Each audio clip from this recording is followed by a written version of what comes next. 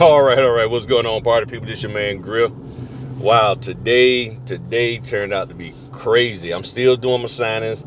I just finished my third one, so I did my 10 o'clock while I was driving to do my house inspection. I did my two house inspections. I was driving to do my second one. I got a text message. The guy was like, "Hey, can you come early?" And I was like, "All right, cool. I'll be there." Then while I'm driving to him, I noticed all these cop cars out, and I remember my wife was telling me that um, that they have a presidential candidate coming in the area. I think it's Trump. He's coming in the area. Yeah, Trump. He's coming in the area. So they got cops all over the place about to block and close down the roads and stuff. So I called my 2 o'clock appointment, like, "Yo, can we meet a little early?" She was like, "Bet." She's like, "I got off work early because of that." So she's like, "Yeah, swing on by once you're done with your other one." I said, "Cool." So the 3 o'clock one, there's no need to try to go there early. Go ahead, I'm gonna head over there to get that one done.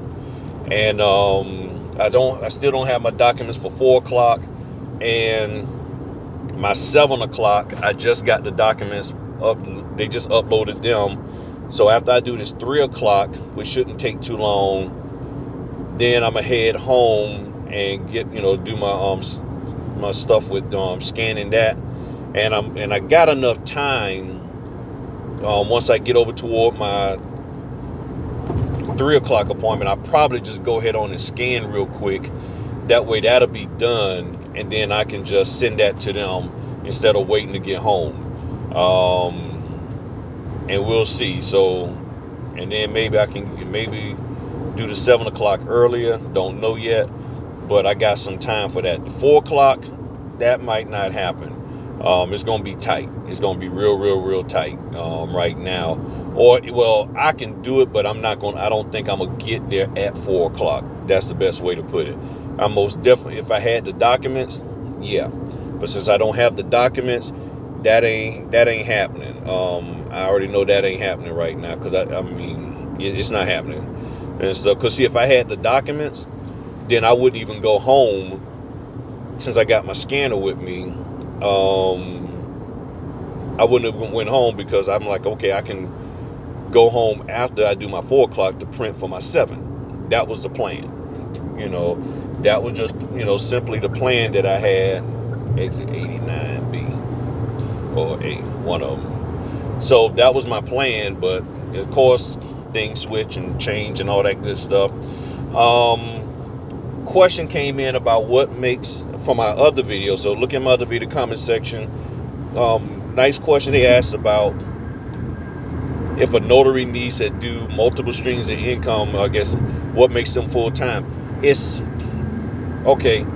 If you're an entrepreneur, you can do multiple streams of income to support you being a full-time entrepreneur.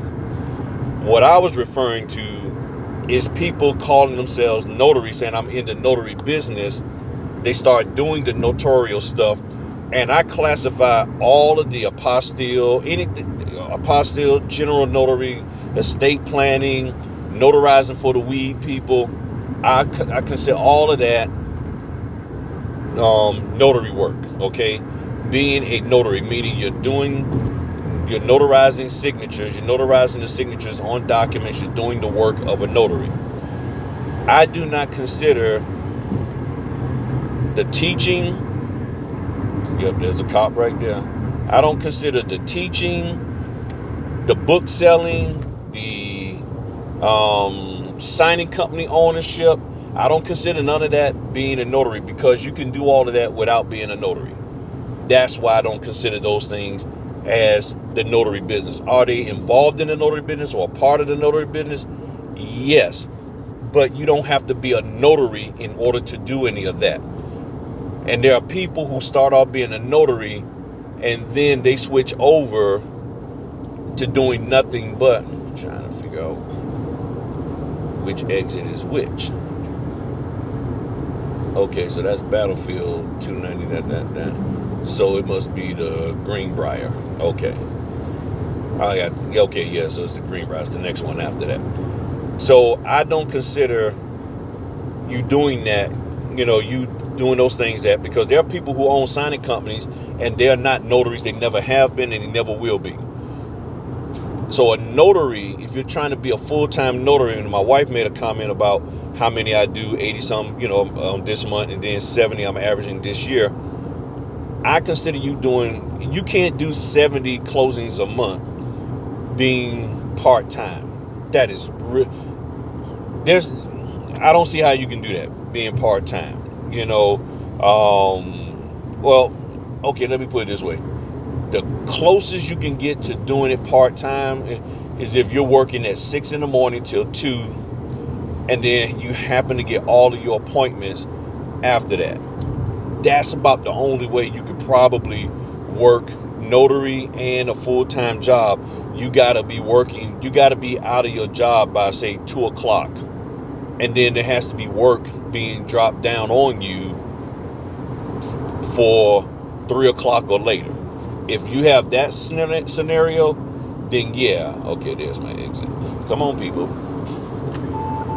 Okay, come on, let me slide on in. Come on now. You saw me getting over, and then you want to speed up. Okay, have my blinkers on and everything. Come on, now they driving normal. But yeah, that's what I come. But most people aren't in that scenario anyway. And most people after they done got up at 4 o'clock in the morning to be in there by 6, they ain't trying to do no notary stuff anyhow. So the multiple streams, I don't consider, like I said, I don't consider them the multiple streams. Those are different facets. Just like a person who's a cosmetologist or a barber. Some barbers don't do beards. I don't consider, if you start cutting hair, you do cutting hair, but then all of a sudden you say, I'm gonna do beards, I'm gonna do men. All of that's a part of that industry. Now you start doing the teaching, that's another stream of income. That's a separate stream of income. So it all depends on what you're doing. So it's just something separate from what you're doing. So if I'm a car salesman, I sell cars, but then I'm doing repair work. Then I'm selling warranties. Those are different streams of income separate from the main thing. Okay? So a notary, if you are doing multiple streams, I would say you're more so an entrepreneur. So in other words, if the money you're making from the notary business isn't enough to sustain you and your family, and it can be that way, it can, and you have to do other things in order to make it all work, then you may more so be you're operating as a full-time entrepreneur rather than a full-time notary. You're still an entrepreneur, but you're operating more so as a full-time entrepreneur rather than a full-time notary. I consider myself, cops everywhere, they're gonna shut this place down. I consider myself a full-time notary because that's the bulk of the money. The bulk of the money that I make to take care of my family comes from me doing notarial work. There are people out here who may be full-time entrepreneur, but the notary stuff is just a sprinkle of what they need to take care of their household. It's just play money for them.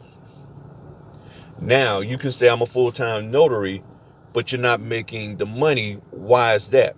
It could be because of where you live, and there isn't a whole lot of notary work. There's not a lot of mortgages and real estate stuff going on.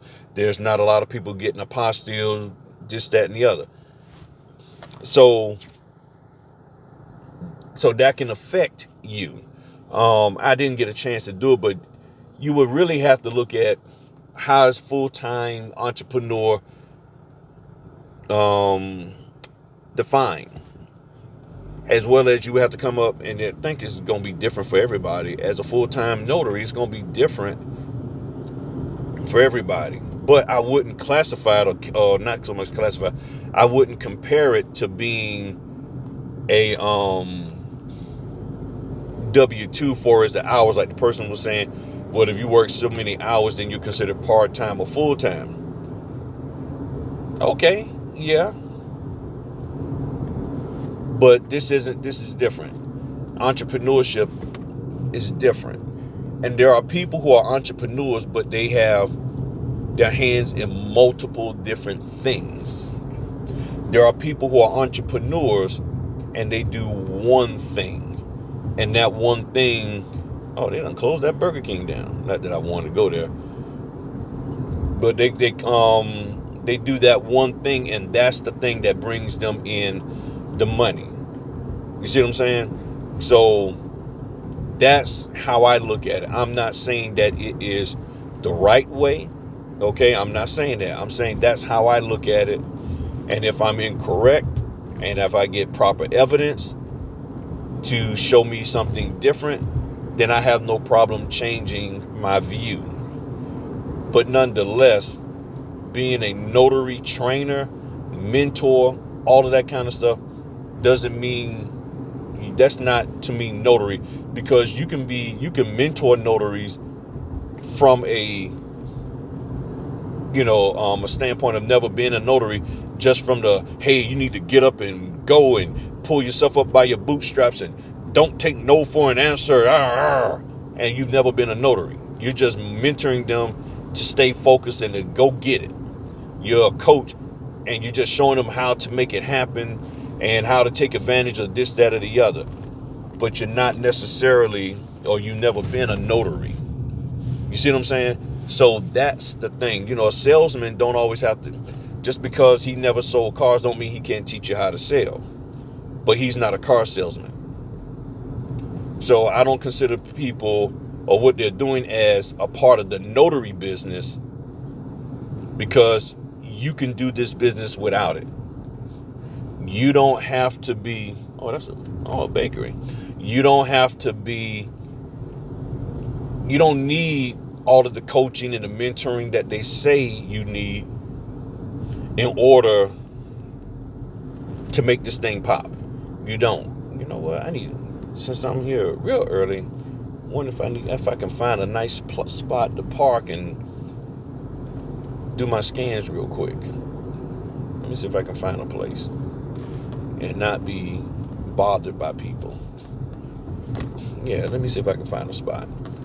But yeah, that's the thing. Find me a nice little shaded tree or something. But that's the thing. So you don't need to be mentored. You don't need somebody coaching you and all that. You don't need the notary education, because you just follow your state laws and you'll be fine. So, and there's many people who have gone out here and done this business without all of that stuff. But I will say this, I didn't mean this video to be this long, y'all, but I will say this: the people who got a whole lot of stuff going on and are unable to really focus on the business at hand, they are the ones who need the most coaching and guidance and things of that nature. So they're back there. So I'm going to pull up over here. Nice little shaded spot. And I'm going to do my scans. You know what I'm saying? That's the thing. Those are the people who I'm seeing. Oh, there's an even better shaded spot. Those are the people that I'm seeing that actually need the most help, because they don't know how to focus. I had to just stop everything and just start focusing on the business. And once I focused, I was able to learn some things. Do you learn and pick up things from other people? Yes. But many of you, your whole business is centered on someone else telling you every single thing to do in your business. You can't move forward without somebody telling you exactly what to do, what pen to use, how to understand the instructions, how on every aspect. Now, some people need that to get started, but there are people, after they've been in the business for 6-7 months and have done maybe 40 or 50 closings, they're still asking people for help on every aspect. They get presented with something that's a little different, that's a little, I need some help. Can you show me this? Can you show me that? Can you tell me this? What does this mean? And some people refuse to actually try to figure it out themselves.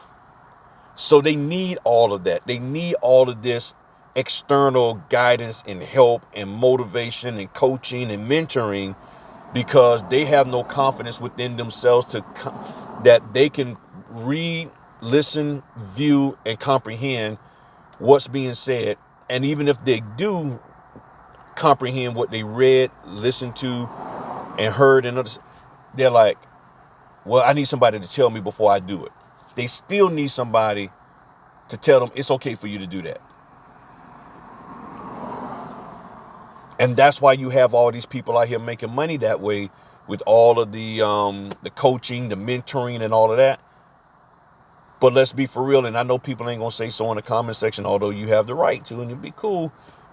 Has your mentoring really helped you out? Has a mentor really been there for you? How many of you have ever had a supposed mentor, and when you started asking them questions about something, they ghosted you? And they're like, okay, well, I don't think this relationship is going to work out. All of a sudden, they don't want to have nothing to do to you because you start questioning their methods and their techniques and stuff. And they're like, you know what? I don't think this is going to work. You have a nice day. And because I know people are like that out there, they don't like to be questioned. They just want your money. Let me figure it out myself. But when you're overly focused on too many things, you need people to help you maintain your focus. I'm too busy at work. I'm too busy with my husband. I'm too busy with my wife. Too busy with the grands. I'm too busy with this kid. I'm too busy. I got to work on my yard. I got to work on my car. I got to clean. I got to do this. I got to do that. I got these other 3 businesses I want to do. I want to take a college course. I want to do this. I want to do that. I want to get on 5 dating apps. I want to be an influencer. And you can't focus on anything. And that's why you have notaries trying to do all of these different streams of income, because they can't focus on one thing. Not they won't. For most of them, they can't. Well, let me go get this scan done, get on to what I got to do. Open this trunk up, pop out my battery, scan my stuff, and I will catch y'all later. Give me your thoughts in the comments. Talk to y'all later. Peace.